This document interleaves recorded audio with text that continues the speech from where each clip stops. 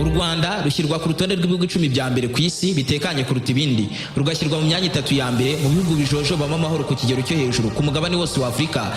Ariko igitangaje, iki gihugu kiba buri kanya kose cyitegura intambara, kandi intambara ngari. U Rwanda ruba rwitegura ku Rwanda isogonda ku rindi, isaha ku yindi, ibyumweru n'ibyumweru, amezi n'andi, umwaka ugatangira ukarinda usoza nta guhumbya kubayeho cyangwa ngo bavane umwanzi mu gipimo. Ni kenshi cyane bimwe mu bihugu by'abaturanyi bivuga ko bigomba gutwika u Rwanda, bakaruturitsa isi yose ikabimenya ko rwarimbutse burundu, ndetse ibyo bihugu bizatera u Rwanda inshuro nyinshi bigerageza gutera intambwe za mbere, bakegereza umurongo munini w'abasirikari hafi y'umupaka ubahuza n'u Rwanda, bakahatereka ibitwaro rutura by'ibiturika bikaze, bakanahazengurutsa ibifaru by'ibikoko by'inkazi ku rugamba, bikagera ku rwego rw'uko haba habura akantu gato cyane kangana nko kuvuza inoni, maze bakarasa mu Rwanda bakaharimbagura nk'uko babivuga. Ariko buri gihe gutera intambwe ikurikira yo kurasa mu Rwanda bisa nkaho bigoranye, umenya byegereye kudashoboka kuko birangira basubiye inyuma ntacyo bakoze. Impamvu ya byose ni RDF, Rwanda Defense Force, igisirikare cy'u Rwanda. Nibatinya gusa guhangana nacyo isasu kuri igihe baba barenze umurongo utukura bakinjira mu Rwanda barasa barwatatse, ahubwo banatinya icyo RDF yabakorera ikoresheje intwaro z'ibikoko u Rwanda rumaze kwibikaho, uburyo bazikoresha bashwanyaguza umwanzi, banarimbagura haturutse hose, kandi bikarangira babikoranye ukwihimura gukabije cyane. Ibyo nibyo bituma bariya bose bashaka kwataka u Rwanda bongera bakabitekerezaho neza koko niba igihe cyari icyo ngicyo koko cyo kubikora, nta kwibeshya kwabayeho, kuko bashobora guhubuka bakayiboneramo imbwa y'ingurutsi ifite n'amababa. Ibyo mvuze byose ni ukuri 100%, kuko u Rwanda ruratungurana ukabona rutsimbuye intwaro rutura buri wese atakekaga ko rwakwigondera. Urabyibuka mu ntangiriro z'umwaka wa 2025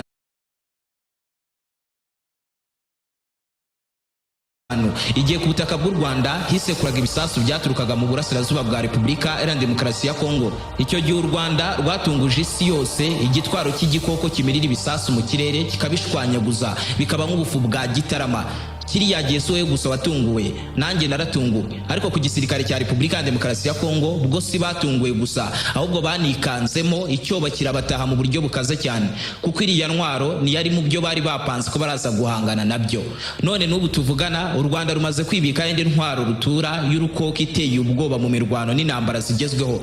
Ni intwaro ikaze ku rwego rw'uko abayizi neza bayita umwami w'urugamba, Battle King. Ibaze ko u Rwanda rwo rwonyine ku mugabane wose wa Afrika rwabashije kuyigondera, rukaba kimwe mu bihugu 8 byonyine ku isi bitunze iyi ntwaro. Ibyo bikumvisha ukuntu atari ya buri wese, ariyo mpamvu Afrika yose yongeye kwikangamo kubw'iki gisirikare cy'u Rwanda cyongeye kwandika amateka mashya kuri uyu mugabane wirabura.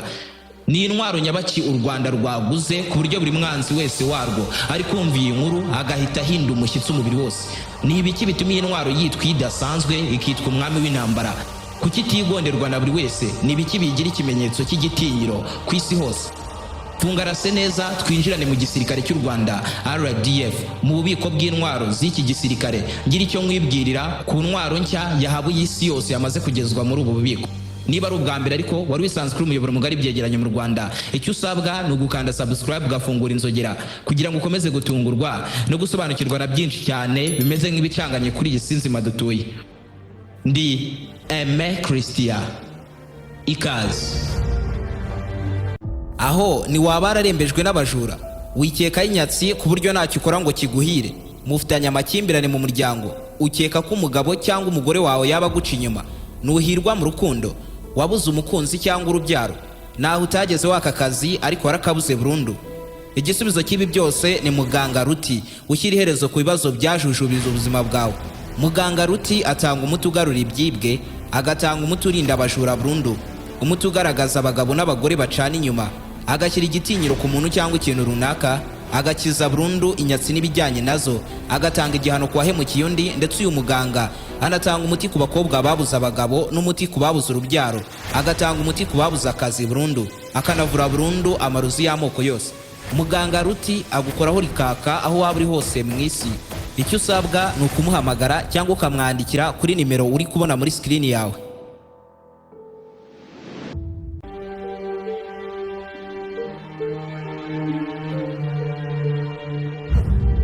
Iyo ntwaro nshya u Rwanda rwamaze kwibikaho yitwa PULS, bihagarira Precision Universal Launching System. Ni intwaro kigezwe yo mu bwoko bwa Rocket Artillery System, igakorwa n'uruganda rwa gisirikare rwo muri Israel rwitwa Elbit System. Muri make ni intwaro iteye imbere kuruta izindi zose zirasa za rocket cyarimwe mu gihe gito. Ntabwo ari amakabya nkuru, iyi ntwari gusha imvura itari ibijojoba by'amazi, ahubwo ibisasu byaka umuriro ku buryo aho byisekuye bihagira amatongo burundu. Ni ibiturika bitera urusaku rusumba ku rw'inkuba, ariko ikaba intwaro imenya neza ko yagize ivu n'umwotsi igipimo yahawe. Ushobora kwibeshya ko usanzwe uyizi mu mafilime cyangwa hari ahandi wayumvishe, ariko uribeshyeye kuko iyo uzi ni karumuna gato cyane k'iyi ngiyi. Kimwe mu bitandukanya n'izindi nuko itarasa za rokete gusa, ahubwo inabasha kuba yarasa misile n'ubundi bwoko bw'ibisasu biremereye. Ariyo mpamvu amwe mu magambo ayisobanura harimo ijambo universal. Ikindi, iyi ntwaro kugira ngo ikore ifite utumaninyeri n'utwineneko tudasanzwe tw'urugamba, bisaba ko ishyirwa ku kimodoka rutura cy'umutamenwa cyihariye kubw'impamvu ndagarukaho mu kanya. Kimwe mu bituma iyi ntwaro yitwa idasanzwe kandi igezweho harimo nuko kuyipangamo ibisasu bundi bushya biba byihuse cyane ugereranyije n'izindi ntwaro bikora bimwe.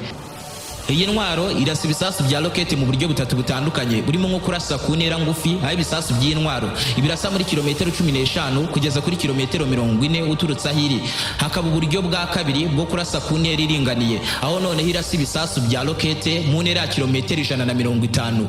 Bivuze ko iyi ntwaro iramutse iteretse i Kigali yabasha kuba yarasa hafi ya buri hantu hose mu gihugu cy'u Rwanda. Ubyumve neza ko iyi ntwaro iramutse iri mu mujyi wa Kigali rwagati yabasha kugusha imvura y'ibisasu biremereye mu mujyi wa Goma mu burasirazuba bwa Repubulika Iharanira Demokarasi ya Kongo. Itanavuye i Kigali yabasha kugusha imvura y'ibiturika hafi ya buri hantu hose mu burengerazuba bw'igihugu cy'u Burundi. Naho kandi iramutse iri Rubavu yabasha kuba yarasa ibiturika biremereye ariho hose mu burasirazuba bwa Repubulika Iharanira Demokarasi ya Kongo. Ibaze ko uburyo bwa gatatu bw'imirasire y'iyi ntwaro bufatwa nk'ubwo kurasa ku ntera ndende, bwiba yagusha imvura y'ibisasu muri kilometero 300 uturutse ahiri. Ni kuri rwa rwego rw'uko n'iyi ntwaro yaba iteretse ku mupaka w'amajyaruguru y'u Rwanda yarasi karenze ibisasu u Rwanda rwose bikisekura i Burundi. Iyi ntwaro iteretse i Kigali mu Rwanda yarasa aho ishaka hose mu gihugu cy'u Burundi no mu majyaruguru y'uburengerazuba bwa Tanzania, ikanarasa hariho hose mu burasirazuba bwa Repubulika Iharanira Demokarasi ya Kongo, bitayisabye no gusohorwa mu murwa mukuru w'igihugu cy'u Rwanda, Kigali. Muri make iyi ntwaro bamwe mu bayumva bayifata nk'iyahazaza. Nimba hari ikintu iyi ntwaro igira noneho kuruta ibindi byose ni precision, guhamya neza igipimo yihanukiriye nta kwibeshya kubayeho, kubera yuko ibisasu biraswa n'iyi ntwaro bikomeza kuyoborwa na nyuma yuko bivuye muri iyi ntwaro ariko bitarageraho byoherejwe guturitsa, kuko bigira icyitwa GPS guidance. Ibyo bituma igisasu kitibeshya ku gipimo yahawe cyangwa ngo kiyobe. Naho se iyi ntwaro ibi byose bikora iti? Nabikubwiye mu kanya ko ibiteretse ku kimodoka cyihariye rutura cy'umutamenwa. Icyo kimodoka rero giparika ahantu hatuje kandi hatekanye, maze abasirikare bakarwana no gushyira umwanzi mu gipimo. Bamupima neza launcher imwe birimo ibisasu bya rokete na za misile, ako kanya igahita irarama igitaraganya, ugahita umenya ko kabaye. Kuko gukurura imbarutso rimwe kuba guhagije gusa kugira ngo umwanzi anyagirwe n'imvura y'ibiturika. Si imvura y'amasasu asanzwe, oya, ni imvura y'ibiturika bihambaye cyane. Kandi iyi ntwaro imaze kurasa ibi biturika ishaka, cya kimodoka kiba gihetse iyi ntwaro gihita kimuka kugira ngo umwanzi atakivumbura aho kiri, kuko aramutse akirabutswe gato yakereka ko nawe atari kurasa intoryi. Ni intwaro ishobora kuba yarasa ibisasu byinshi ku muvuduko wo hejuru, ariko umubare wabyo ukagenwa n'ubunini bwabyo. Igira pod ebyiri. Pod kuba atayizi ni igice cy'iyi ntwaro kiba kirimo imyanya imeze nk'amatiyo ashyirwamo ibisasu. Ubyumve neza ko iyi ntwaro ya PULS iyo ishyizwemo ibisasu bya 122 mm rocket iba yabirasira rimwe ari 36 byose. Hashyirwamo ibisasu byisumbuye kuri byo bya 166 mm ikarasa 20 icyarimwe nkurikirane. Naho hashyirwamo ibiraswa ku ntera ndende ikabirasira rimwe ari ibisasu 8 bya rocket zigenda zaka umuriro. Hashyirwamo misile ikazirasira rimwe ari enye. Ariko ntabwo buri gihe intwaro irasira rimwe ibisasu bifite. Inashatse yarasa igisasu kimwe kimwe biterwa nuko abari kuyikoresha babihisemo, ariko nanone bihisemo yabishumuriza rimwe icyarimwe mu masegonda ari hagati ya 20 kugeza kuri 40. Ariko igakoresha uburyo bwa shoot and move, kurasa igahita yimuka bigishyushye. Utese ko ibisasu byose birasira rimwe yongera kurasa bigenze bite? iyo ibi bisasu ibirasiye rimwe bigashira, abasirikare barongera bagapangamo ibindi bisasu bundi bushya, bikabatwara iminota 15 kuri 20, kandi ubwo ni iyi ntwaro gusa kuko izindi biratinda. Ariko nanone byose biterwa n'umwitozo abasirikare bafashe wo gupakira ibisasu bya rokete muri iyi ntwaro. Ubu tuvugana iyi ntwaro ifitwe n'ibihugu 10 gusa byonyine ku isi, birimo Israel kuko ari nayo izikora, hakabamo Ubuholandi bwamaze kwibika intwaro nk'izi 20, Denmark igatunga 8 nkazo. Muri ibi bihugu kandi hakabamo Ubudage, Serbia, Espagne, Azerbaijan, Kazakhstan, Urwanda n'Ubugiriki. Niba byumvise neza, ibyinshi muri ibi bihugu nibyo ku mugabane w'Uburayi, ariko u Rwanda nirwo rwonyine ruyitunze mu bihugu byose byo ku mugabane wa Afurika. Ibyo bikumvisha neza agaciro kayo n'uburyo atari ya buri wese.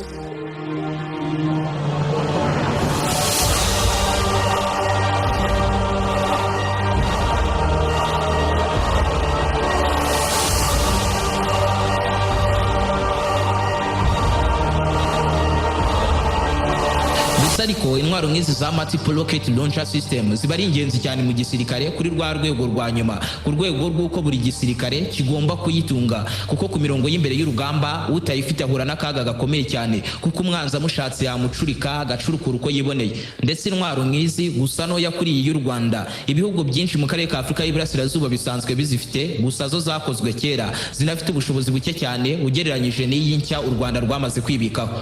Mu bihugu bya Afurika y'Iburasirazuba usanga benshi baba bifitiye intwaro nk'izi, ariko zo mu bwoko bwa BM-21 Grad. Izi n'ubundi u Rwanda rusanzwe ruzifite, ndetse na bya bihugu byigamba ko bizarasa mu Rwanda birazitunze kandi bitunze nyinshi cyane. Izi zo zikorwa n'inganda z'Uburusiya, ariko zikarasa ibisasu bya rokete gusa, nabyo bito bya 122 mm, ariko zikagira imyanya 40 yose ijyamo ibyo bisasu. Aho se ko byumva neza yuko nubwo izi ntwaro zijyamo ibisasu byinshi, ariko zirasa ku ntera ngufi cyane, byibura kilometero 20 kuri 40. Izi ntwaro zikoreshwa cyane muri Afurika, zo zirahendutse kandi biroroshye kuzitaho no kuzikoresha ugereranyije na systeme nshya zigezweho zirasa rokete nyinshi cyarimwe nk'iyi ngiyi yamaze kugera mu gisirikare cy'u Rwanda. Ubyumve neza ko ibi bitwaro rutura bya PULS byamaze kugera mu gisirikare cy'u Rwanda, byo bifite ubuhangange n'ubukaka budasanzwe mu by'urugamba ku kigero kimwe nk'icy'intwaro za mbere nkazo zigezweho ku isi hose, zitinywa na buri wese, zirimo nk'iyitwa Russian Tornado-S y'Abarusiya, irasa rokete nini kandi ku ntera ya kure ishoboka ya kilometero 120 kugeza kuri kilometero 200. Gusa ikiyigira intwaro ya mbere ku isi kuri iyi ngingo nuko yarasa ibisasu 12 icyarimwe inkurikirane, bifite ubukana bwa kirimbuzi kandi kabirasa kuri hashoboka, bikanahasenya bya burundu aho byoherejwe guturitsa abantu bihasanze, bikabaturitsa ku rwego rwa nyuma, kuri rwa rwego rw'uko bita binabashyinguraho ibindi bintu byinshi cyane, bikabica bibashwanyagujemo uducecete duto cyane twegere kutagaragara. Mu bukana nk'ubu ngubu bwa kinyamwaswa ku rugamba, iyi ntwaro y'Abarusiya ikurikirwa n'indi y'Abashinwa nk'iyi nayo irasa imvura za rokete yitwa PHR-16, yirasa ibisasu ku ntera ndende gusumba izindi zose ku isi, kuko yarasa imvura y'ibisasu ku ntera kilometero 500, kandi nashatse aho kurasa rokete yanarasa misile balistike ziraswa ku ntera ntoya. Gusa ariko izi ntwaro ziba zihenze ku rwego rwa nyuma. Ibaze ko iyi PULS yamaze kugera mu gihugu cy'u Rwanda, byibura intwaro imwe u Rwanda rwagiye ruyishyura miliyoni 700 z'amayero, ubwo zikaba miliyari 1 na miliyoni 204 n'ibihumbi 910 kuri buri ntwaro imwe. Kandi ubwo ni rwaguze intwaro imwe, bisaba kugura intwaro nyinshi, byashoboka ko rwaba rwaraguze intwaro nk'izi ngizi zirenga 6, ubwo zose hamwe zikaba zarishyuwe arenga miliyari 7 z'amafaranga y'u Rwanda. Igitangaje nubwo izi ntwaro ari ibikoko bihambaye cyane ku rugamba, buri wese azipfukamira, zitwara amagana y'ubuzima bw'abasirikare benshi mu masegonda make cyane, ariko nazo iyo bazivumbuye biroroshye kuzishwanya gusa, kuko nta bwirinzi zigira bwihariye uretse kwitsimba zikarasa zihunga. Kubera ko nk'iyo zirashe hafi aho hari indege y'indwanyi, drone y'urugamba cyangwa akajugujugu zigezweho zirwana ku rugamba, izo zose ziba zikoranye systeme ihita izereka ahantu izo rokete ziri kurasirwa munsi ku butaka ziri guturuka, bikaba byatuma mu gihe ihagaritse kurasa nayo bahita bayishumuriza nk'indege y'intambara, igahita irasa ikayubika wari umwami w'urugamba ikamba rikamujabuka. Gusa ariko nubwo u Rwanda rwamaze kwibika y'intwaro n'izindi nkeya zikaze cyane ku rugamba, nibituma ruza mu bihugu bya mbere bifite igisirikare gitinyitse kuruta ibindi byose ku mugabane wa Afurika.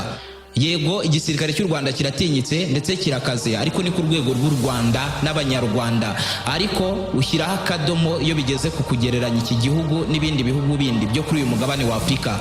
Ndabizi utekereza ko u Rwanda ruri mu bihugu 10 bya mbere bifite igisirikare gikomeye ku mugabane wose wa Afrika, ariko uzabikubwira wese azaba akubwiye ibyo ushaka kumva apana ukuri. Ibaze ko urubuga Global Firepower rutondeka ibisirikare bikomeye kuruta ibindi byose kuri iyo mubumbe, rukaba urubuga rw'abahanga ba mbere kuruta abandi bose kuri iyi si mu ngufu zose za gisirikare ku rwego rw'uko amakuru batangaza aba yizewe 100%. Ni rwo rubuga rwa mbere ku isi buri wese atajya ashidikanyaho ku byo batangaje, nabizerwa ku rwego rwa nyuma ku kintu cyose cyitwa ko ari igisirikare n'ibifite aho bihuriye nacyo, kuko n'ibihugu by'ibihangange mu bya gisirikare byipima ubushobozi bwabyo bigendeye ku igereranya rikorwa n'ubundi n'aba bitwa Global Firepower. Ariko igitangaje abenshi badakunze kugora ubwonko bwabo bibazaho ni uko uru rubuga rutajya rupanga u Rwanda ku rutonde rw'ibihugu 38 bya mbere bifite igisirikare gikomeye ku mugabane wose wa Afrika. Kuki u Rwanda rutagaragara muri ibi bihugu bya mbere n'ukuntu uzi ngo ni igihugu gifite igisirikare gihambaye cyapfukamishije Afrika yose? Ibaze ko byibura izindi mbuga zindi zikurikirana ibya gisirikare ariko zo zidafatwa nk'izambere ku ruhando mpuzamahanga, zo zipanga u Rwanda ku mwanya wa 14 cyangwa wa 12 mu bihugu bifite ibisirikare bitinyitse ku mugabane wose wa Afrika. Ariko Global Firepower yo wapi, isigaza u Rwanda mu myanya iri hejuru ya 38 kuzamura kugeza mu myanya ya za 40. Ni iyihe mpamvu iri inyuma y'ibi ngibi? Buriya Global Firepower ipanga inonde zabo igendeye ku bintu 60 bya mbere by'ingenzi bihamya neza koko ko igisirikare gikaze bya nyabyo. Gusa hari biruta ibindi bitaho cyane, ari nabyo ubwo twavuga ko biba bifite amanota menshi kuruta ibindi. Icya mbere ni defense budget, amafaranga ashorwa mu gisirikare. Icya kabiri ni umubare w'abasirikare. Icya gatatu ni ahantu icyo gihugu kiba giherereye. Biba byiza cyane icyo gihugu gikora nko ku nyanja kugira ngo byibura kigira amashami 3 yuzuye y'igisirikare: ishami ryo ku butaka, mu mazi ndetse no mu kirere. Icya kane ni intwaro, ubwoko n'umubare wazo, ariko cyane cyane intwaro zo mu kirere zirimo nk'indege z'intambara, zo zitabwaho cyane cyangwa amato agezweho y'urugamba. Icya gatanu ni inganda za gisirikare ziba zirimo imbere mu gihugu. Tugendeye kuri ibi ngibi bya mbere uhita ubyumva neza ko u Rwanda ruba rwamaze kuvamo mu bihugu bya mbere ku mugabane wose wa Afrika, kuko ikintu cya mbere buri wese azi neza ku gisirikare cy'u Rwanda ni discipline, imyitwarire. Kandi Global Firepower yizera ko umuntu yaba yitwara neza cyangwa nabi bitamugabanyiriza imbaraga afite, ahubwo bigira uruhare runini mu igenzura ry'izo mbaraga n'uburyo zirakoreshwa. Ibyo bituma rero u Rwanda rutagaragara kuri izi nonde za Global Firepower. Gusa ariko ntibivuze ko igisirikare cy'u Rwanda giciriritse. Oya, ni ikinyembaraga kandi kiratinyitse ugereranyije n'uko ubwacyo kingana. Izindi mpamvu ziri inyuma y'ibi ngibi ndazikubwira mu kiganiro kirakurikira iki. Andika igitekerezo cyawe n'uburyo wakira inkuru ya none ubinyujije muri comment. Niba ukunda ibyo nkora wibuke kunkurikirana ku mbuga nkoranyambaga zanjye zirimo Instagram na TikTok. Nkoresha handle ya @christian01. Niba ari ubwa mbere kandi wari